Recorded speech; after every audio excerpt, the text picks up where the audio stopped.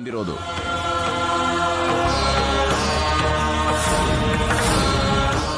ಇಲ್ಲಿವರೆಗೂ ಇದು ನಿನ್ ತಾಯಿ ಹತ್ರ ಇತ್ತು. ಈಗ ನಿನ್ ತಾಯಿ ಅವಳು ಸೊಸೆಗಿದನ್ ಕೊಡ್ತಾಳೆ. ಪುಣ್ಯ, ಈ ಮನೆಗೆ ಸೊಸೆಯಾಗಿ ಬರೋಳು ನೀನು. ಸೊಸೆಯಾಗಿ ಬರ್ತೀಯ ಅಂತ ಬರಬೇಕು ಅನ್ನೋದು ನಮ್ಮ ಆಸೆ.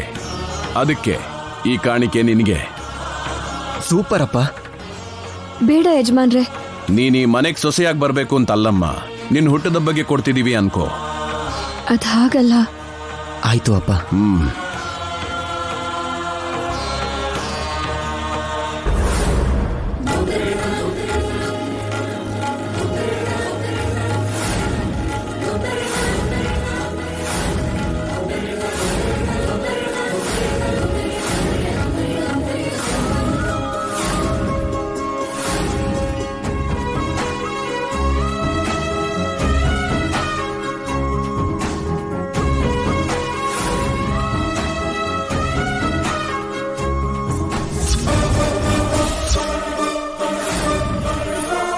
ಏನಣ್ಣ ಇದು? ಏನ್ ನಡೀತಿದೆ ಈ ಮನೆಯಲ್ಲಿ? 1 ರೂಪಾಯಿಗೂ ಬೆಲೆ ಬಾಳ್ದಿರೋ ಇವಳು ರಾಜ ಮಕ್ಕುಟ ಹಾರ ಹಾಕೋತಾಳ.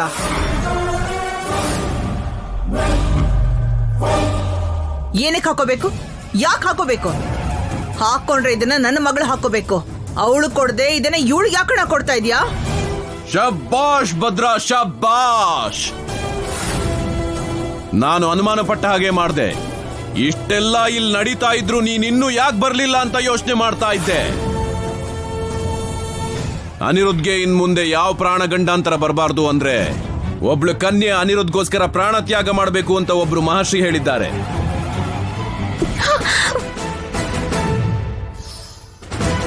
ನಿಮ್ಮಲ್ಲಿ ಅನಿರುದ್ಧ್ಗೋಸ್ಕರ ಪ್ರಾಣ ತ್ಯಾಗ ಮಾಡೋರು ಯಾರು? ಪುಣ್ಯ, ನಿಂತ್ಕೋ ಪುಣ್ಯ.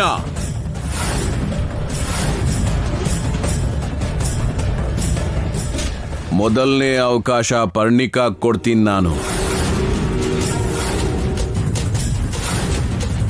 ಭಾವಗೋಸ್ಕರ ಬೇಕಾದ್ರೆ ಸಾಯ್ತೀನಿ ಅಂತ ನೀನು ಹೇಳಿದ್ಯಲ್ಲ, ತಗೋ.